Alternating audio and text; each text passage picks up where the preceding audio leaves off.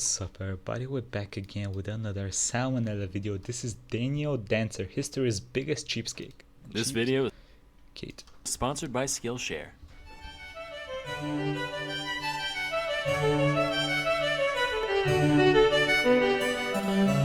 Hey kids, you're probably familiar with at least a few characters whose obsessive penny pinching truly knows no bounds. Yes, from Ebenezer Scrooge to Scrooge McDuck, nobody hoards money quite like misers. But these guys aren't the most miserly misers out there, not by a long shot. First of all, look at their top hats, their extravagant use of glasses, their luxurious chairs. These things are worth their weight in precious shekels. No true miser would waste their wealth on such frills. Second of all, these guys aren't real. They're fictional characters. Scrooge McDuck does not exist. I don't care what CNN says, it's all liberal conspiracy bullshit.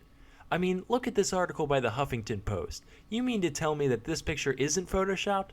Ridiculous. But you know who was real? One Daniel Dancer of London, England. Born in 1716, Daniel's father died at a young age, leaving behind a large agricultural estate for Daniel to oversee. When it was first inherited, the property brought in a few £100s a year, which doesn't sound like much today, but given that a general laborer could be expected to make around £19 per year in 1710, it's safe to say that Dancer could afford to live a fairly lavish lifestyle off his passive income alone. But Dan was like, you know, all this food and clothing and stuff is alright, but you know what I really like? Owning money. Say, how much does a pound cost? Well, that's a complicated question, Daniel. Can currency really be said to have intrinsic value? Some economists believe that. TLDR, please. They cost a pound. Jesus, that's a lot. I better start saving. Thus began one of the most intentionally frugal lifestyles history has ever seen. Let me walk you through a few of Dancer's day-to-day habits. First of all, soap, don't even think about it. The closest thing to bathing that Daniel did was during the summer months when, once or twice a week, he'd wade into the nearby pond and scrub his face with a handful of sand. Say what you will, but what he lacked in deodorization, he certainly made up for in exfoliation. Admittedly, all of London probably reeked to high hell back then, so while Daniel's smell might not have tipped people off to his eccentricity, his clothes almost certainly did. On a good day, he'd be seen in one of his coats, which were homemade patchwork abominations of various garments that Dancer found on the streets and local dust heaps, looking like a walking dementia patient sewing circle. Similarly, all his shoes were either scavenged or Frankensteined out of other pairs of shoes he already owned, with the whole ensemble being barely held together with haphazardly tied bands made of the hay grown on his estate. In fact, a lot of the time, he'd ditch normal clothes altogether and just wear the hay. To his credit, in his youth, Daniel was known to purchase a whole 2 shirts per year as his clothing expense, but one day he looked in the mirror and said, "Daniel, you're bleeding funds like a stuck pig. It's time to grow up and get your act together," and cut his budget to only 1 shirt per year. One of the few people that Daniel associated with regularly was his sister, whom he lived with. Believe it or not, she shared in a lot of Daniel's tight-fisted habits, and it definitely showed. She was described as, quote,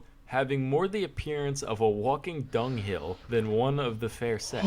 Couldn't have said it better myself, honestly. Dancer prepared all of his food for the upcoming week ahead of time, consisting of only 14 hard dumplings and 3 pounds of beef stretched out over the entire 7-day period. Every day, he'd eat only a single meal that was basically equivalent to 2 wads of dried out dough and 1.5 quarter-pounder patties from McDonald's. He kept this habit up for years without fail, except for one time when he stumbled upon a fully intact, rotting sheep carcass during his daily stroll. He was like, "Good lord, this is just obscene. Who would leave a perfectly good pile of arguably edible meat and organs just sitting around like this?" So he dragged the thing home and made him and his sister a nice big pile of spoiled mutton pies, which they subsisted off of for several weeks. That's a real life hack right there. Who needs refrigeration if it's already rancid, am I right? Despite Daniel's rabid fear of any unnecessary spending, he did own a dog named Bob that he was quite fond of. At this point, I'm almost certain that Dancer just decided to base his entire life off of linoleum by no effect, which is pretty incredible considering linoleum wasn't even invented for another 100 years. Anyway though, one day, Daniel's neighbor came to complain about how Bob had been harassing his sheep. So Daniel said, "Don't worry boy, I ain't gonna kill you, but we don't want a lawsuit on our hands, do we?" "No we don't. What would we do if a lawyer came around here, huh?"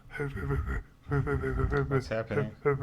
That's right, and make his children watch, yeah. So he decided to take the dog to the local farrier, which is basically a blacksmith that specializes in horseshoes and the like. "Hey, could you make my dog, like, not have teeth anymore?" What kind of business you think I'm running here, boy?" "Come on, man, you file down horses' hooves for a living. Teeth are just tiny mouth hooves. That's close." "Sorry, buddy, but close only counts in horseshoes and hand grenades." Well, got me there. Say, what's a hand grenade? None of my sources say what happened to the dog after his untimely nubbening, but I do know Dan never got sued, so I guess the operation was a success. Daniel's sister passed away in 1766, leaving him so distraught that he actually went out of his way to buy mourning clothes for her funeral. And by that I mean he bought a pair of secondhand black stockings, and that's it. Still, that's a big deal when it comes to the likes of Dancer. At this point, the only person close to a friend that Dancer had was a woman known as Lady Tempest. She was so influential over him that she was actually able to convince him to buy, get this, a 1 shilling hat. This was quite an accomplishment, as Daniel's last hat was older than half of you at 14 years old. What? I'm not. You don't. Meow. You. Of course, the next time Lady Tempest went to hang out with him, he was still wearing his old disgusting hat. When questioned about the one he bought, he goes, "Oh yeah, that frilly old thing. Sold it for a 6-pence profit. Super easy too. I tell you, forget house flipping. Hat flipping is going to be the cool new thing pretty soon." Lo and behold, 250 years later, he was wrong.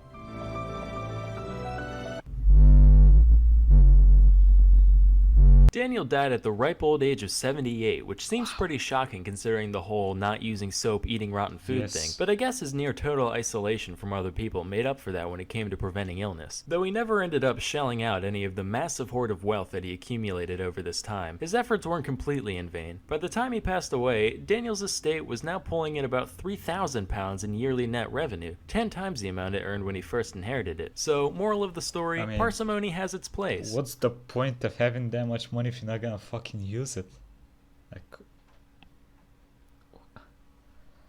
while it's good to save money, don't torture yourself just for the sake of a few bucks. Next time your parent or significant other insists on turning down the thermostat or keeping the windows up to save gas, just say, hey, are we human or are we Dancer?